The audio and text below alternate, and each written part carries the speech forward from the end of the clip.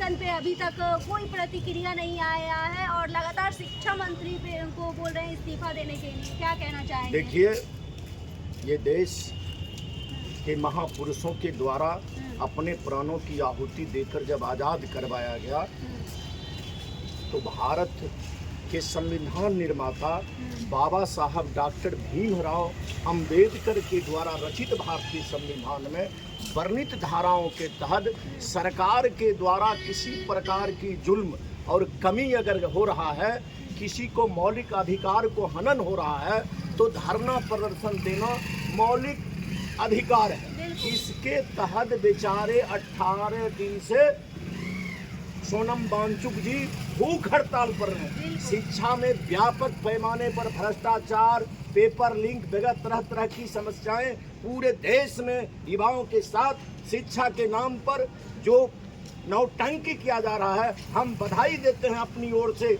और बेगूसराय राष्ट्रीय जनता दल की ओर सोनम वांगचुक जी को उन्होंने लोकतांत्रिक अधिकार के लिए अपने प्राणों को निछावर करने के लिए बैठे हुए हैं, हम बधाई देते हैं। हम उनके इस धरना को समर्थन करते हैं, भूख हड़ताल को समर्थन करते हैं।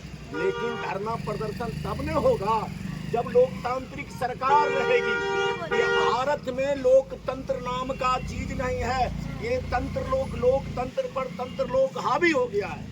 यहाँ तो अधिकारियों की शासन, व्यवसायियों की शासन, विदेशी तंत्रों की शासन देश में है, तो लोकतांत्रिक व्यवस्था में है धरना प्रदर्शन करना, सरकार को कान तक आवाज पहुंचाना। लेकिन यहाँ लोकतंत्र है ही नहीं।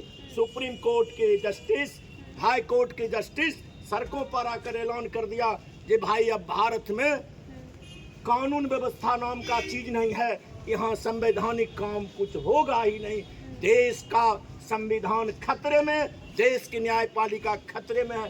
बेचारे वांगचुक साहब, हम बधाई देते हैं, हम उनके समर्थन में हैं, उनका मांग जायज है। और ये सरकार, बिकी हुई सरकार, लोकतंत्र विरोधी